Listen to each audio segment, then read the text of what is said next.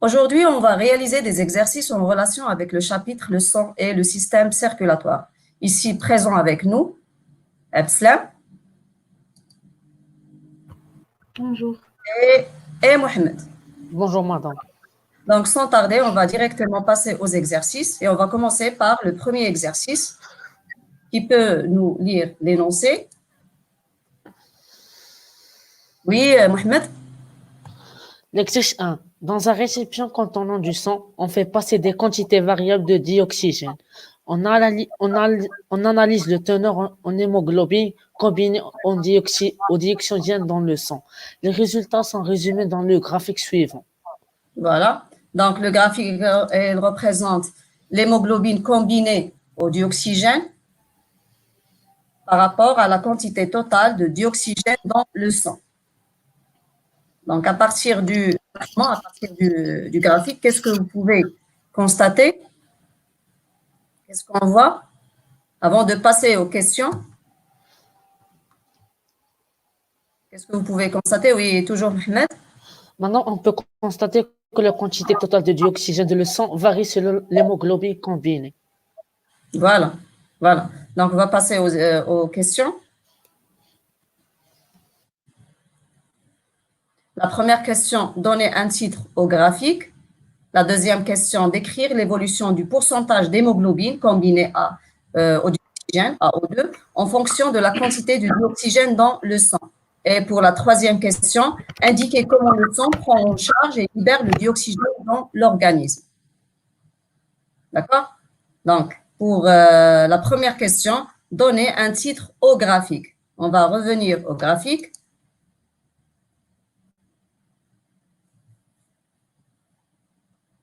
Donc, qui peut me donner un titre? Oui, Mohamed. Madame, pour le titre, on pourra dire la variation de la quantité de dioxygène dans le sang. Et? En fonction de l'hémoglobine. Oui.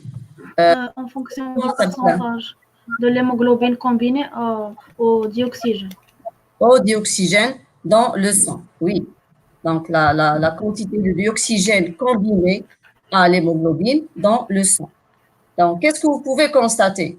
Que la majorité de dioxygène, des molécules de ce gaz-là, ils sont combinés à l'hémoglobine. Et le dioxygène, on sait que les formes de transport de dioxygène dans le sang, il existe combien de formes de transport de dioxygène dans le sang? Deux. Deux, lesquelles? L'attraction au libre. Soit il est libre dans le plasma, il va se déplacer librement dans le plasma, ou bien il sera combiné à l'hémoglobine. Et on sait que l'hémoglobine, c'est voilà, il renferme du fer qui va fixer ces molécules de dioxygène. Oui. Donc, pour la deuxième question.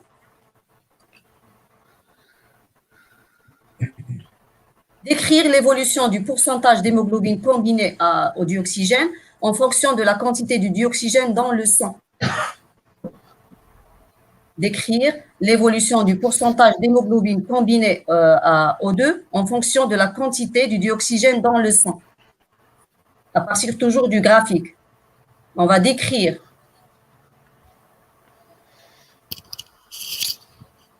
Donc, qui va me répondre à la question? Décrire l'évolution du pourcentage d'hémoglobine combinée à O2 en fonction de la quantité du dioxygène dans le sang. Tu peux me répondre? Oui, Abslam. On constate qu'il y a une augmentation progressive pour le pourcentage de l'hémoglobine combinée au dioxygène dans le sang en fonction du dioxygène. Voilà. Donc, on voit que la quantité de dioxygène fixée à l'hémoglobine, elle est progressivement augmentée.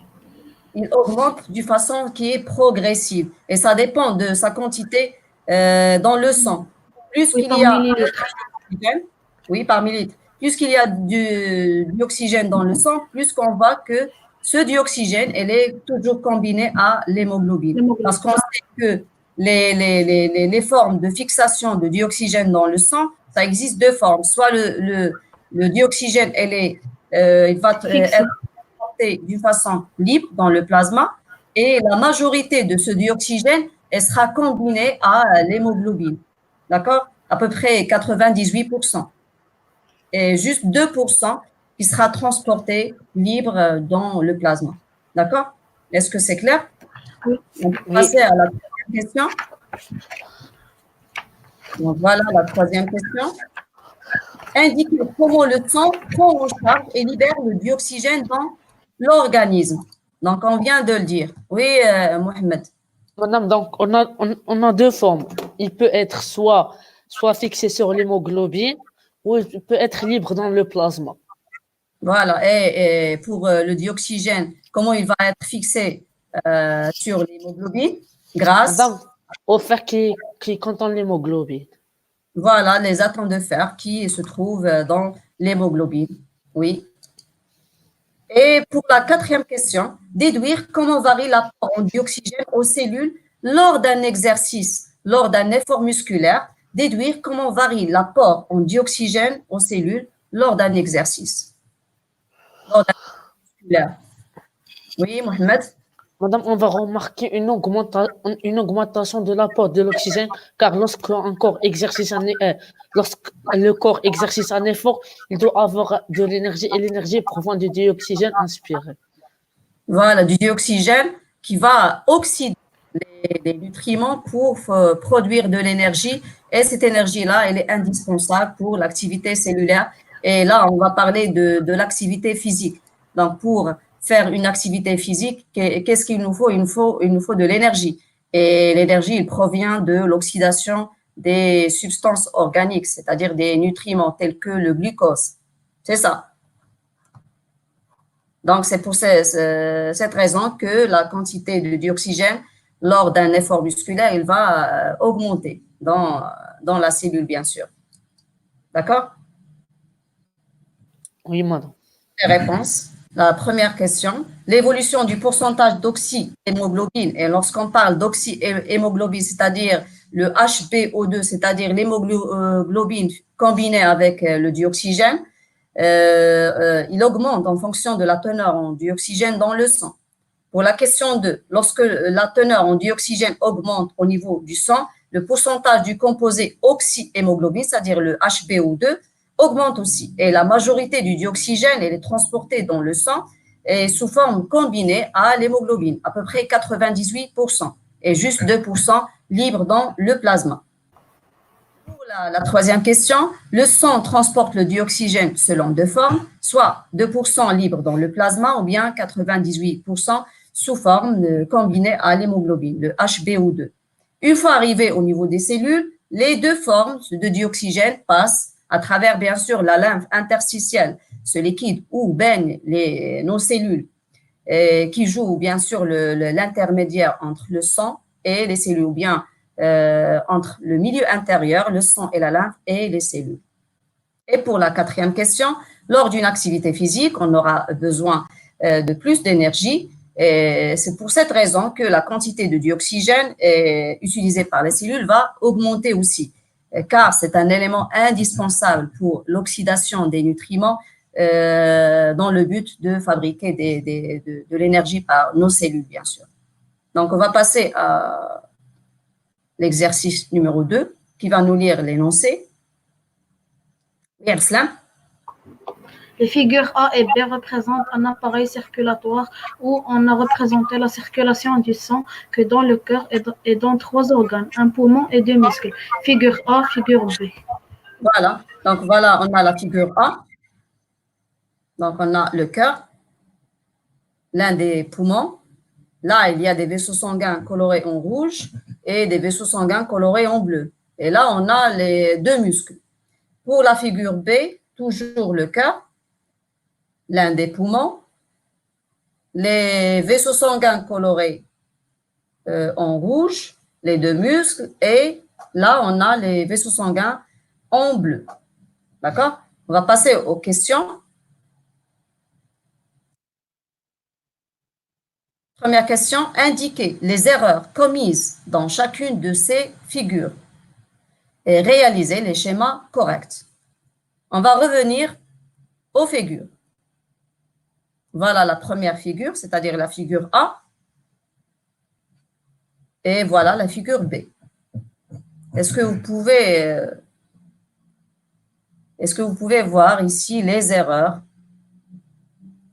On va commencer tout d'abord par la figure A.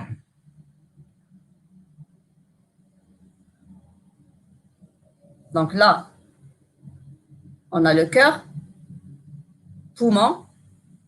Voilà le cœur avec les 4 loges, les oreillettes, les ventricules. L'oreillette, elle est attachée, l'oreillette est là, l'oreillette gauche, elle est attachée avec, bien sûr, quel vaisseau sanguin? Oui, Mohamed. Est-ce que vous pouvez voir ici les erreurs dans le... Oui, pour la figure A et B, on a une erreur commune qui est le vaisseau sanguin qui part vers les muscles est faux. Le vaisseau sanguin, c'est ce qu'on appelle une veine pulmonaire qui provient des poumons.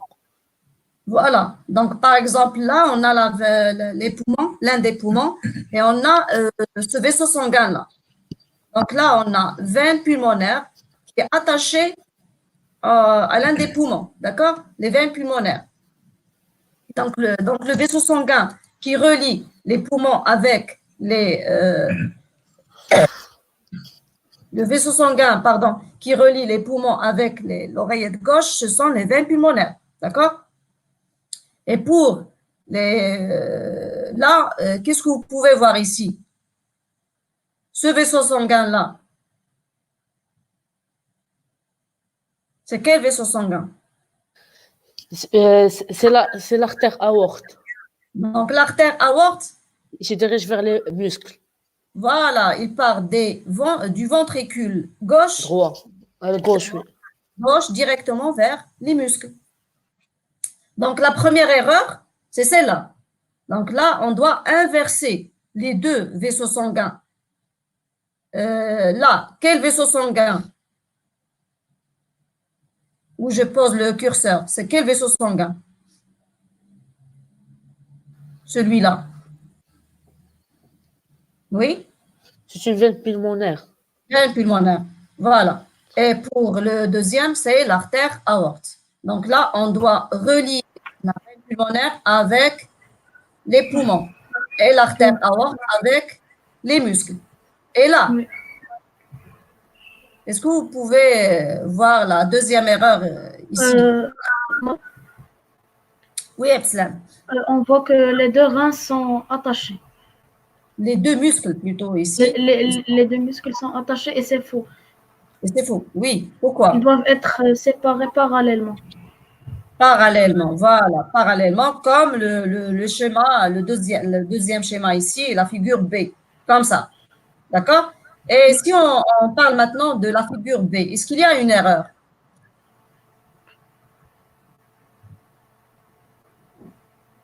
Est-ce qu'il y a une erreur pour la figure B? Je vous laisse le temps pour réfléchir.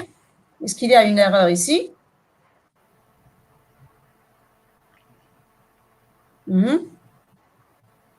C'est toujours le même cas ici. Regardez-moi le poumon. Et oui, Mohamed? Oui? Je peux dire que pour la veine cave. La veine cave. Oui. Qu'est-ce qu'elle a, la veine cave? C'est pas ici son emplacement. Elle doit être où? Sur le petit bout bleu. Là? Oui. Pourquoi pas? Ça, c'est la veine cave supérieure. Et ça, c'est la veine cave inférieure. Ah, d'accord. D'accord? Donc, le sang, il peut passer des organes qui se trouvent dessus du cœur ou bien en dessous du cœur. C'est la même chose. D'accord? Soit le sang, il va passer à travers la veine cave supérieure ou bien la veine cave inférieure. Je parle ici du sang riche en CO2. Donc, là, où se trouve l'erreur plutôt? Pardon? Oui, Epsilon. D'après moi, l'erreur est que les veines pulmonaires sont reliées aux muscles et c'est faux. Ils doivent être reliés aux poumons. Voilà, c'est la même chose ici. Donc là, on a une veine pulmonaire qui doit être reliée au poumon. Oui. D'accord? Et là, la même chose ici, même chose pour l'artère aorte qui doit être reliée aux deux muscles. D'accord? Donc là, on a chassé les erreurs. Et voilà la réponse. Voilà pour la figure A. Donc là, on doit inverser les deux. Ça, c'est l'artère aorte, doit être reliée au muscle. Et ça, c'est la veine pulmonaire qui doit être attachée au poumon. Et là, c'est la veine cave. Là, on doit ajouter ici, là, l'artériole qui va être attachée au deuxième muscle. Et la veine cave qui va être reliée directement au deuxième muscle. D'accord? Pour la figure B, on a l'erreur ici. On doit inverser la position des deux vaisseaux sanguins, c'est-à-dire l'artère aorte qui va être reliée avec les muscles et là, la veine pulmonaire qui doit être attachée directement au poumon. C'est ça. Maintenant, l'exercice 3, qui va lire l'exercice 3. Oui, Mohamed? Exercice 3. La circulation sanguine est représentée correctement par un seul des trois schémas suivants. On a le schéma 1, le schéma 2 et le schéma 3. Donc, le schéma 1, là, on a poumon, cœur, muscle, rein. Deuxième schéma, poumon. Et là, il y a une circulation entre le poumon, ou bien les poumons et le cœur. Là, les reins, muscles. Et pour le troisième schéma, d'accord? Voilà. Lequel des trois schémas est juste?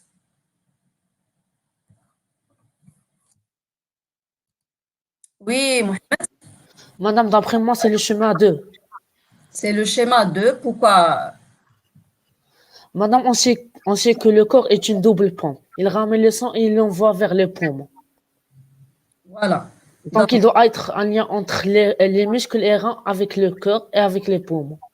Voilà. Donc, les reins sont parmi les organes de notre corps. Donc, doit être approvisionné du sang. Donc, le sang, il va passer vers les reins. Quel est le rôle des reins? Ils jouent le rôle ils vont filtrer le sang, d'accord, provenant du cœur. Même chose ici pour le cœur. Il doit approvisionner, bien sûr, les muscles en sang riche en dioxygène. Et là, on voit ici que les muscles qui vont rejeter le CO2 va revenir vers le cœur pour être propulsé par la suite du cœur droit vers les poumons. Même chose pour les reins, d'accord? Puisque les reins sont parmi les organes de notre corps. Donc, le schéma. Oui.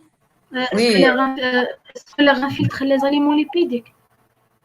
Donc, les reins, c'est notre leçon, c'est le dernier chapitre de ce premier semestre. Donc, les reins, quel est leur rôle pour notre corps? Ils filtrent le sang. Et par la suite, ils vont fabriquer de l'urine. Et l'urine, il renferme des substances. À part l'eau et les sels minéraux, il y a des substances organiques. Toxique. Et parmi ces substances organiques, bien sûr, on trouve des substances toxiques comme l'urée, comme l'acide urique. On va voir ça dans la leçon de l'excrétion urinaire. D'accord?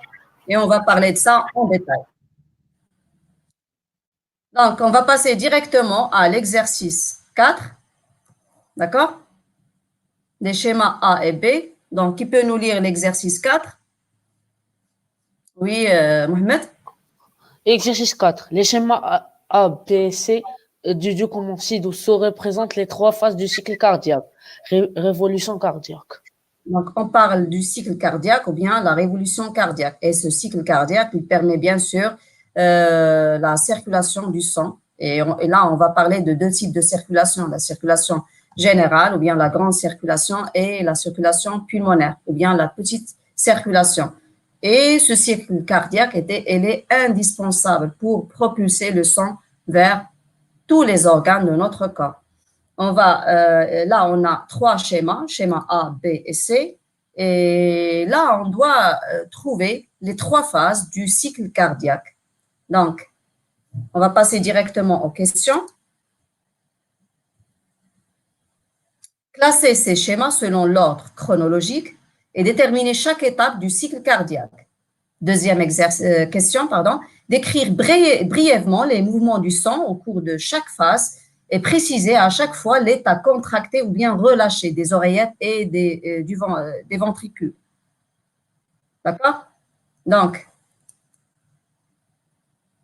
on va commencer par la première question. Classer ces schémas selon l'ordre chronologique et déterminer chaque étape du cycle cardiaque. Donc, voilà le schéma A, B et C.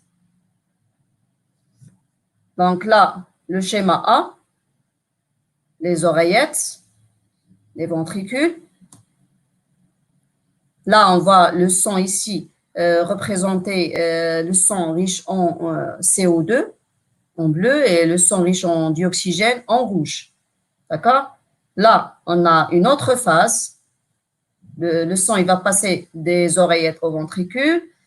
Là, on a une autre phase, la phase C. Le sang, il est chassé à travers les artères. Donc, pour le schéma A, que pensez-vous du schéma A? Quelle phase? Oui, Mohamed. Madame, je pense que c'est la phase distale. La diastole. Est-ce que tu peux... Oui, Slam. Moi, je pense que c'est le systole ventriculaire.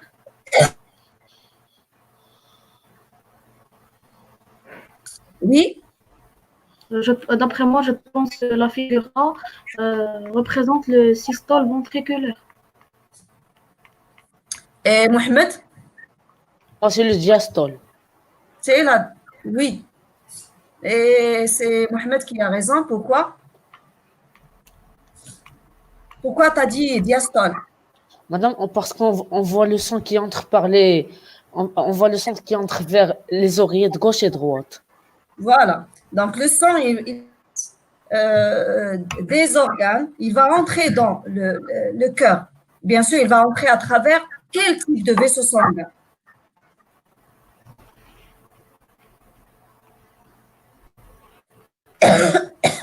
Oui, oui. Madame, il va entrer par la veine cave supérieure ou inférieure. Ou bien, si on parle de la partie gauche, l'artère aorte. Non, des veines pulmonaires. Plutôt. Voilà, parce que lorsqu'on parle de veines, ce sont les vaisseaux sanguins qui vont entrer le sang vers le cœur. D'accord? Quand on parle des artères, ce sont les vaisseaux sanguins qui vont sortir le sang du cœur. D'accord? Et là, lorsqu'on dit veine cave, d'accord? Veine cave, c'est côté droit du cœur. Veine cave, soit supérieure ou bien inférieure. Et là, c'est les veines pulmonaires. Donc, le sang ici provient des poumons. Et là, il provient des organes riches en CO2. Et là, c'est la phase du diastole. Pourquoi diastole? Parce que le cœur ici, il est relâché. Il est en phase de repos. D'accord? Le sang passe progressivement vers les oreillettes à travers, bien sûr, les veines, soit les veines pulmonaires provenant des poumons, ou bien le sang provenant des poumons, ou bien veine cave supérieure ou bien inférieure provenant des organes et qui est riche en CO2. D'accord? Donc, pour le schéma A, c'est diastole. Le schéma B maintenant. Le schéma B. Oui, Mohamed. Madame, c'est le systole auriculaire. Auriculaire. Oui. Systole auriculaire pour le schéma B. Pourquoi tu as dit systole auriculaire? Madame, parce que le sang passe des oreillettes vers les ventricules. Voilà, donc les oreillettes se contractent et le sang va être propulsé vers les ventricules. Et là, on voit les deux flèches, rouge et bleu. Pour la flèche rouge, le sang oxygéné de la partie gauche du cœur. Donc là, l'oreillette, elle est contractée. Le sang, il va passer de l'oreillette gauche vers le ventricule gauche. Et là, le sang va passer de l'oreillette droite vers le ventricule droit. Donc, c'est une systole auriculaire. D'accord? Et là, les valves artérielles sont toujours fermées et les valves auriculo-ventriculaires, ils sont ouvertes. D'accord? Donc, ça, c'est systole auriculaire. Et bien sûr, pour la phase C, bien, C'est systole ventriculaire car le sang passe dans les aortes et pulmonaires. voilà. Donc, pour la dernière phase ici, c'est la phase C, c'est systole ventriculaire. On voit ici la taille des ventricules. D'accord? Ils sont contractés. Et le sang passe là à travers l'artère aorte vers tous les organes pour les enrichir en dioxygène et à travers l'artère pulmonaire pour chasser le CO2 vers les poumons. D'accord?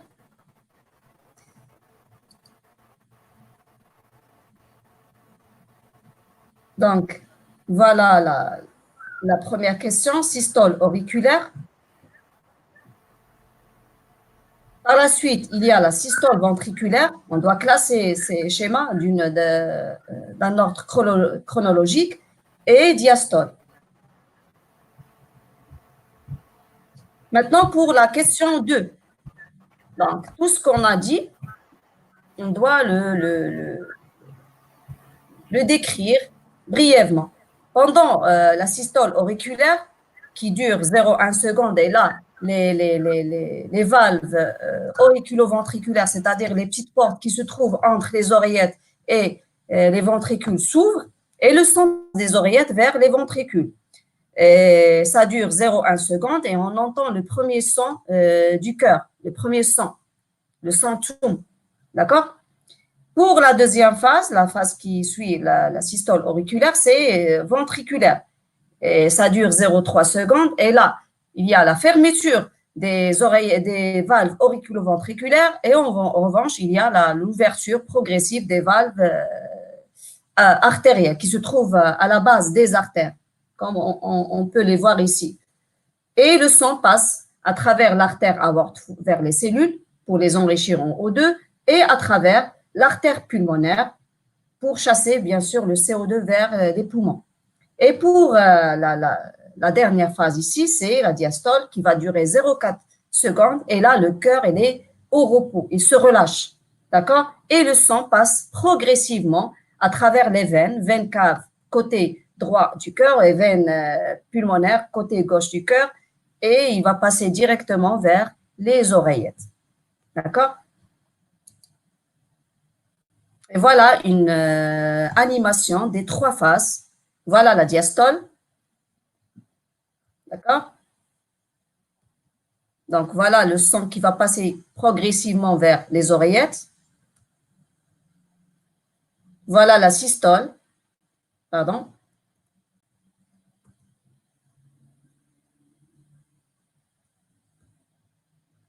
Donc, le son, il passe des oreillettes vers les ventricules.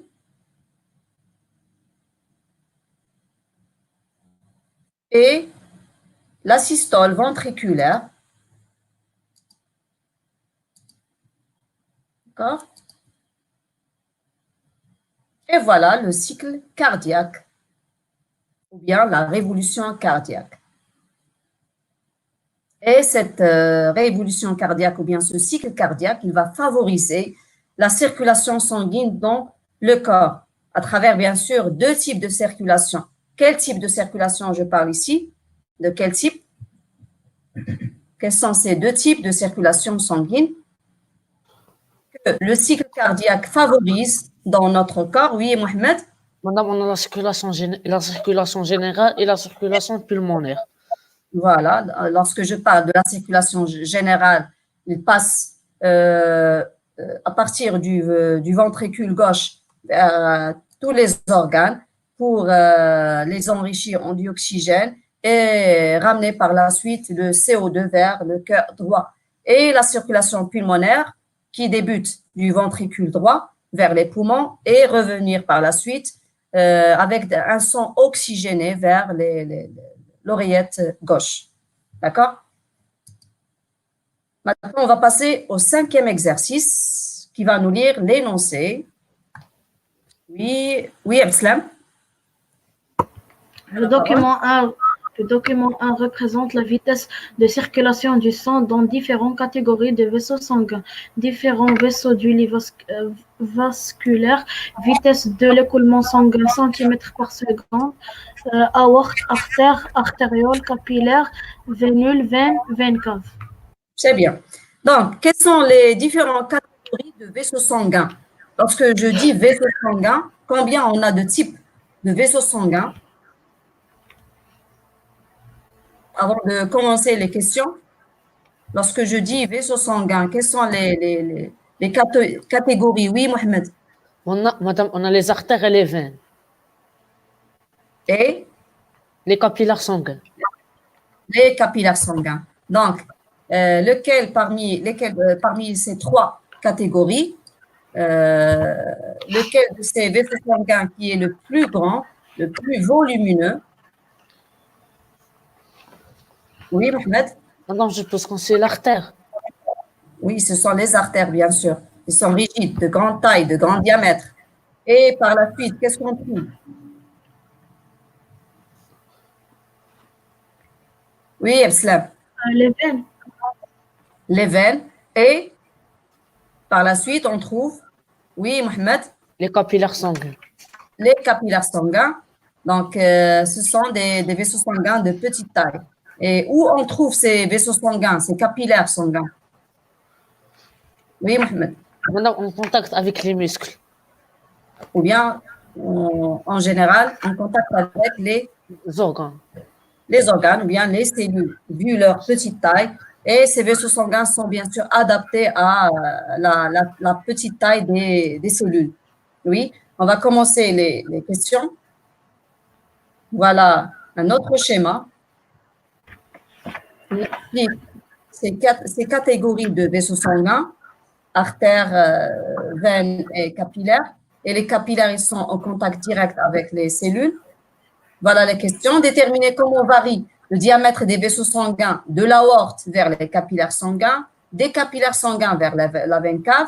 Deuxième question, à partir du graphique du document, déterminer la vitesse de circulation du sang dans l'aorte, la veine cave et les capillaires sanguins. Et la troisième question, établir le lien entre la vitesse du sang dans les capillaires sanguins et les échanges qui s'effectuent entre le sang et les cellules. Donc, on va commencer la première question. Déterminer comment varie le diamètre des vaisseaux sanguins de l'aorte vers les capillaires sanguins et des capillaires sanguins vers la veine cave. On va revenir au schéma. Déterminer le diamètre. Comment varie le diamètre? Oui, Mohamed? Maintenant, pour le diamètre de l'aorte vers les capillaires, il diminue. Il diminue. Donc, oui. Vu que l'aorte, elle a une grande taille, un grand diamètre, oui.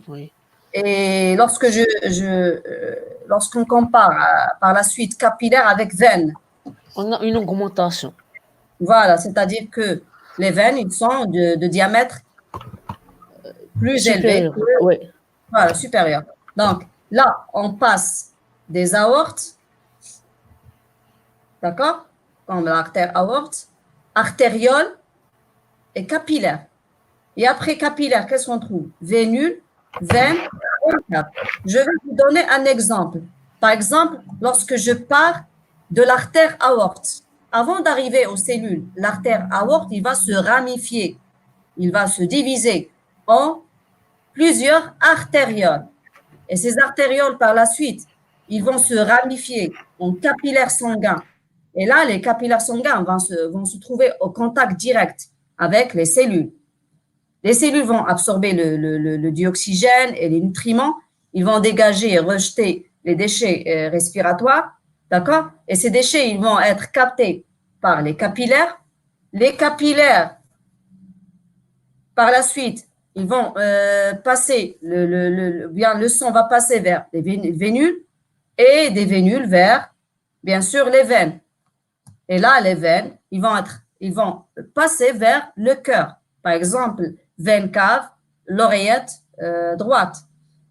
Si je pars, par exemple, de l'artère pulmonaire, donc l'artère pulmonaire, qu'est-ce qu'on va trouver par la suite? Avant d'arriver au poumon, l'artère pulmonaire, il va se ramifier en artérioles, d'accord? Et les artérioles en capillaires. Et les capillaires, ils vont se trouver au contact direct avec quoi? Là, on est dans les poumons, au niveau des poumons. Les capillaires au contact avec, oui, Les alvéoles pulmonaires. très bien, avec les alvéoles pulmonaires, bien sûr. Donc, les alvéoles pulmonaires, ils ont une taille qui est très, très petite. Ce sont des sacs creux microscopiques. Et ils doivent avoir des vaisseaux sanguins adaptés à leur taille. Et ce sont les capillaires sanguins, bien sûr. D'accord? Donc, pour la deuxième question, à partir du graphique du document, déterminer la vitesse de circulation du sang dans l'aorte, la veine cave et les capillaires sanguins. La circulation du sang dans l'aorte, la veine cave et les capillaires sanguins. On va revenir au graphique. Donc, la vitesse du sang au niveau de l'aorte. À partir du document, du graphique, qu'est-ce que vous pouvez constater? Oui, Abslam. C'est 49 cm par seconde. À peu près, oui. Oui, c'est ça. Donc, 49 cm. Il ne faut pas oublier, bien sûr, l'unité centimètre par seconde. C'est-à-dire la vitesse de l'écoulement sanguin, l'écoulement du sang. Et pour la veine cave, voilà la veine cave. C'est combien? Oui, Mohamed? À peu près 30 cm par seconde. À peu près, voilà, 28, 29 ou 30 cm par seconde. C'est ça. Et pour les capillaires, voilà la zone des capillaires ici. C'est combien, Abslam? Entre 4 et 6 cm par seconde. Voilà, à peu près entre 4 et 6 cm par seconde, la vitesse de l'écoulement sanguin au niveau de ces trois catégories de vaisseaux sanguins. Donc là, à peu près 50. Pour les capillaires, à peu près, donc, 3, là, 4. Voilà. Et pour les veines, c'est à peu près 28, 29 jusqu'à 30 cm par seconde. C'est ça.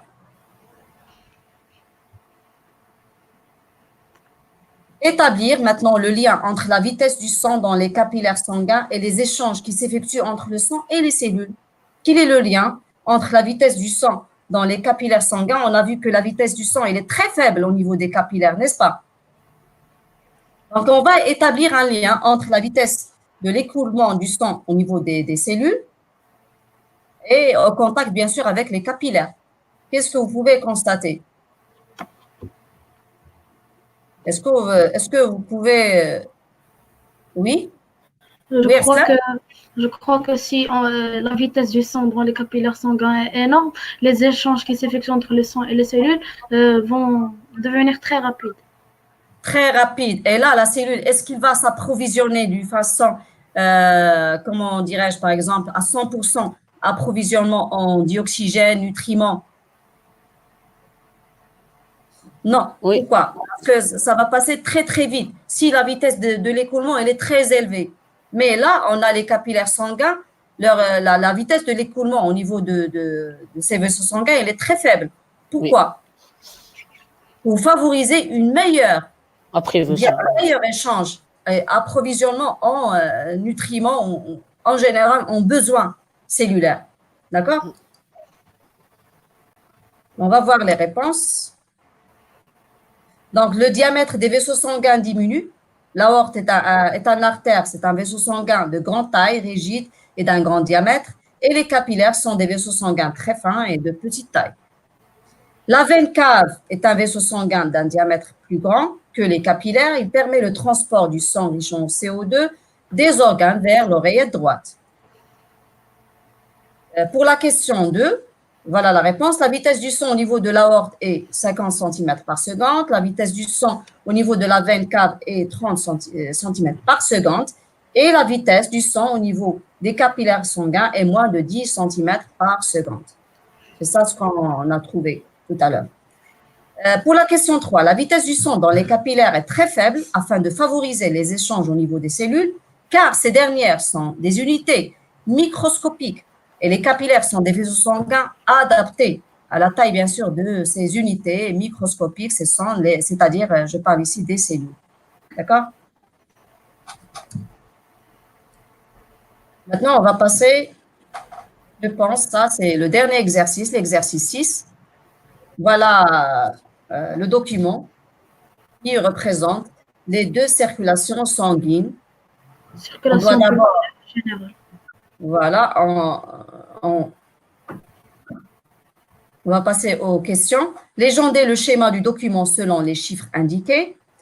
En vous aidant du document, d'écrire les étapes de la circulation pulmonaire et la circulation générale et préciser par la suite du document le niveau où le sang se charge en nutriments. On va revenir directement, sans tarder, au document.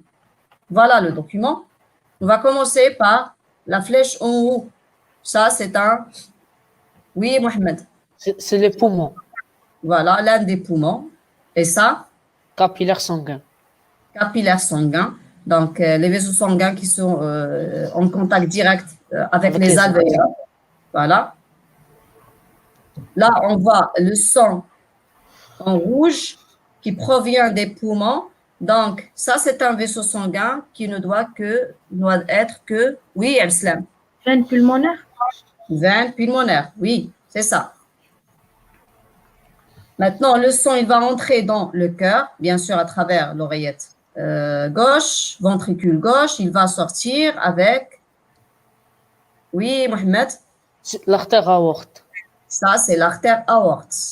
Toujours le sang oxygéné, il va passer vers tous les organes. Et là, qu'est-ce qu'on trouve comme organe? L'intestin grêle. C'est l'intestin grêle, voilà. Donc là, ce sont toujours des vaisseaux sanguins de petite taille, c'est-à-dire les capillaires sanguins en contact direct avec les… Là, on a l'intestin grêle. Et au niveau de l'intestin grêle, on trouve des microstructures. Oui. Quelles sont ces microstructures qu'on a déjà abordées dans la leçon de la digestion? Oui, Mohamed. Les villosités intestinales.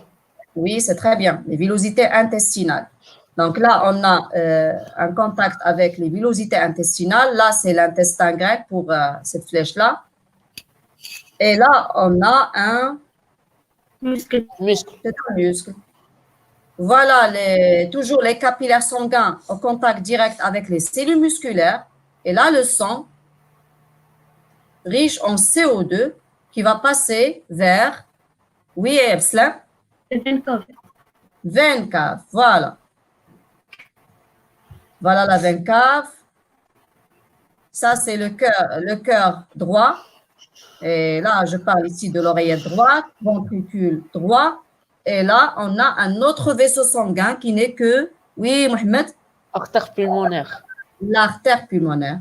Voilà le sang qui va passer vers les poumons pour déposer le CO2 et revenir par la suite avec le dioxygène.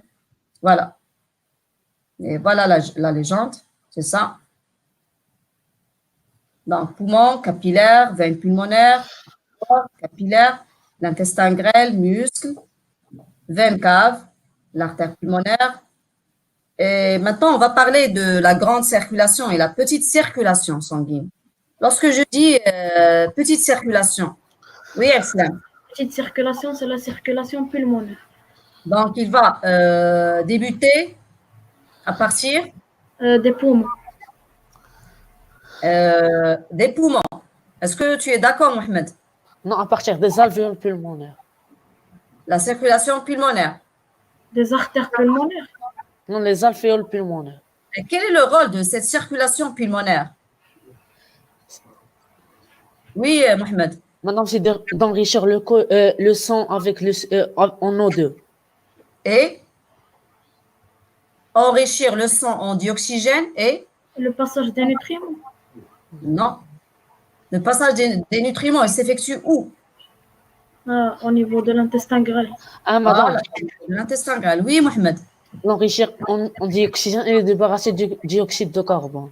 Donc, les débarrasser du CO2 et la circulation pulmonaire, donc il va commencer à partir de quel organe? Donc, la circulation pulmonaire, oui, Abslan? Les fosses nasales? Non. Les fosses nasales, ça sert à quoi? Ça sert à faire entrer de l'air et sortir de l'air. Oui, Mohamed. Elle commence par les ventricules droits. Voilà. Donc, la circulation pulmonaire, il va commencer par le cœur droit, et plus précisément à partir du ventricule droit. Quel est le rôle du cœur droit? Quel est le rôle? Oui, Mohamed. C'est d'extraire le CO2. Voilà. Chasser le CO2, et ce CO2 va passer vers les poumons, on va l'expirer et revenir par la suite enrichi, le sang enrichi en dioxygène. Donc, le cœur droit a pour but c'est de se débarrasser du CO2. Donc, la circulation pulmonaire ou bien la petite circulation, il va commencer du cœur droit et plus précisément du ventricule droit vers l'artère pulmonaire, déposer le CO2 et revenir par la suite avec le dioxygène, le sang oxygéné, vers le cœur gauche. D'accord? Et là, on a la petite circulation. Voilà la petite circulation. Cœur droit, c'est-à-dire ventricule droit ici, artère pulmonaire, veine pulmonaire, poumon, veine pulmonaire et l'oreillette gauche. Donc, la distance qui sépare ici le cœur droit des poumons, comment il est? La distance qui sépare le cœur droit et les poumons. On a une petite distance. Oui. Une petite distance. Le cœur droit, si on compare le volume et la taille du cœur droit par rapport au volume du cœur gauche. Oui, Abslam. Le cœur droit est plus petit que le cœur gauche. Plus petit. Donc, même pour le volume sanguin au niveau du cœur droit, si on parle du volume sanguin du cœur droit avec le cœur gauche. Oui, Mohamed. Madame est faible par rapport au cœur gauche. Faible par rapport au cœur gauche. Car le but et l'objectif de ce cœur droit, c'est rejeter le dioxyde de carbone. Chasser le CO2 et s'enrichir en dioxygène. Et là, on a la distance qui sépare le cœur droit des poumons. Elle est petite distance. D'accord, petite distance. Maintenant, on va revenir à la grande circulation, bien la circulation générale. Ça va commencer de quelle partie du cœur? Toujours, on va partir du cœur, parce que le cœur, c'est la double pompe qui va propulser le sang. Sans cette pompe-là, cette double pompe, le sang ne peut pas circuler dans notre corps, bien sûr. Oui, Mohamed. Maintenant, ça va partir du cœur gauche, exactement de la ventricule gauche. Voilà, ventricule gauche, après l'artère aorte, vers tous les organes. Et là, on a choisi l'intestin grêle et l'un de muscles. Pour revenir par la suite, toujours, il faut revenir au cœur. Droit, précisément le ventricule droit pour rejeter le dioxyde de carbone. Non, oreillette droit. L'oreillette droite. Il va déposer, il va déposer le CO2. Et là, le cœur, il va prendre en charge le sang riche en CO2 pour le propulser vers les poumons. D'accord? Donc, voilà la grande circulation. Il va commencer du ventricule gauche vers tous les organes et ramener par la suite le CO2 vers l'oreillette droite. Et là, on a une grande distance. C'est pour cette raison qu'on l'a nommé la grande circulation ou bien la circulation générale. D'accord? Et voilà les réponses. Donc, la circulation générale ou bien la grande circulation débute du ventricule gauche vers les organes à travers l'artère aorte afin d'approvisionner les organes en dioxygène et les débarrasser du dioxyde de carbone et le ramener par la suite vers l'oreillette droite. La circulation pulmonaire ou bien la petite circulation débute du ventricule droit vers les poumons afin de se débarrasser du dioxyde de carbone et de s'enrichir en dioxygène et le propulser par la suite vers, ou bien à travers les veines pulmonaires vers l'oreillette gauche. D'accord? Pour la troisième question, on va revenir à la troisième question. Précisez à partir du document le niveau où le sang se charge en nutriments. Oui, Mohamed? Madame, c'est au niveau de l'intestin grêle. Au niveau de l'intestin grêle. Et Abslam, quel phénomène s'effectue à ce stade-là? L'absorption intestinale. Très bien, c'est l'absorption intestinale. Voilà. Le sang absorbe les nutriments au niveau de l'intestin grêle. Et c'est tout pour aujourd'hui. Et merci pour votre collaboration. Et au revoir, Mohamed et Aslam. Merci beaucoup. Madame. Au revoir.